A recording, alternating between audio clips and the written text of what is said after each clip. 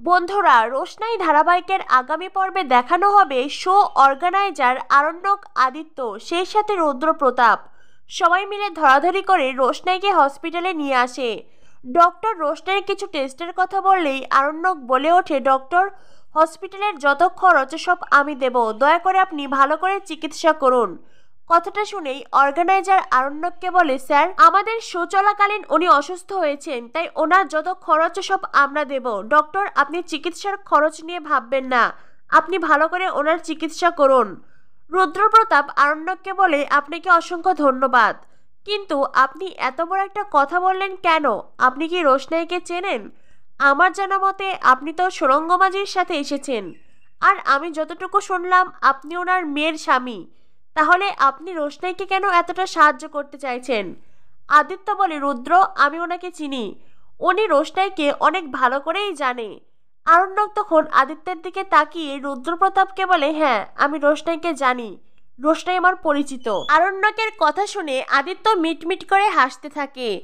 একদিন আরণ্যক রোশনাইয়ের ওপর অনেকটা অধিকার নিয়ে আদিত্যের সাথে খারাপ ব্যবহার করেছিল, আর আজ আরণ্যকের কথায় সেই জোরও নেই আর সেই অধিকারও নেই।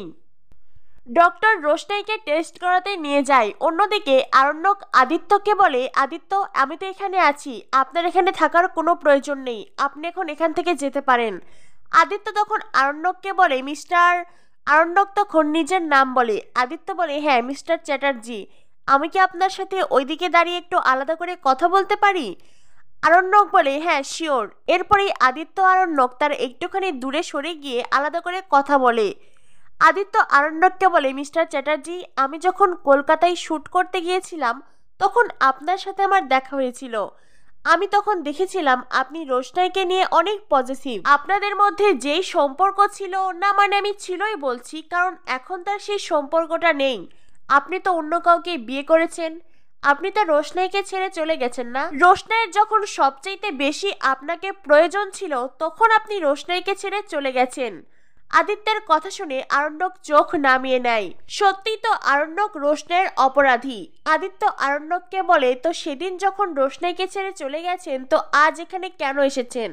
আপনি এখানে থাকতে চাইছেন কেন? আরণ্যক তখন আদিত্যকে বলে, তো মিস্টার আদিত্য কাপুর, আপনার কি মনে হচ্ছে রোশনাইকে নিয়ে শুধু আপনি একাই চিন্তা করছেন? আদিত্য বলে, হ্যাঁ, রোশনাইয়ের জন্য যখন চিন্তা করার কেউ নেই তখন ধরে নিন শুধু আমিই আছি, আর তাছাড়া বেচারি রোশনাই।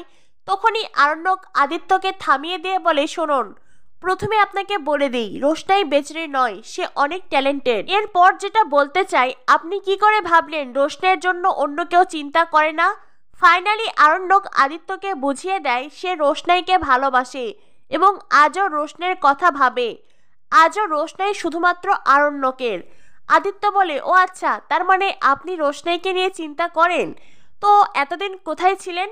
এই কথাটা শুনে আরণ্যক বলে, কেউ যখন কোনো কিছু না জানিয়ে কাউকে ছেড়ে চলে আসে তখন তাকে কি করে আমি সাহায্য করব? আদিত্য বলে, তা ঠিক বলেছেন, সেই তো কেউ যদি কাউকে কিছু না জানিয়ে বাড়ি ছেড়ে চলে যায় তাকে আপনি কি করেই বা সাহায্য করবেন?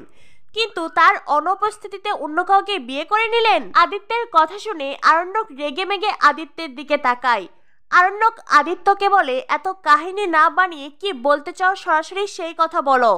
আদিত্য বলে, ঠিক আছে, আমি আর কোনো কাহিনী বলছি না, এইবার বরং আপনি আপনার কাহিনীটা সকলের সামনে বলে দিন। আপনি আপনার ওয়াইফকে নিয়ে সেই শোতে এলেন যেখানে সেই মেয়েটা আছে যার প্রতি আপনার ফিলিংস ছিল এবং এখনো আছে, কি ঠিক তো?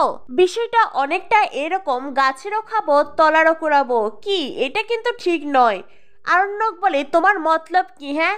আদিত্য বলে, মতলব নয়, আমি শুধু আপনাকে একটা কথাই বলে দিচ্ছি, এইটা আমার শহর, এখানে আমার লক্ষ কোটি ফ্যান ফলোয়ার্স আছে, তাই এইখানে আমার সাথে রাগ দেখিয়ে জেদ দেখিয়ে কথা বলবেন না, নিজেকে সামলে নিন।